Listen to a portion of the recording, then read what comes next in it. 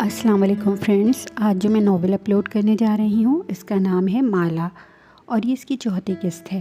इससे पहले मैं 3 किस्तें अपलोड कर चुकी हूँ जिसका लिंक मैं डिस्क्रिप्शन में दे दूँगी। ये नावल निम्रा अहमद ने लिखा है और ये बहुत ही खूबसूरत नावल है।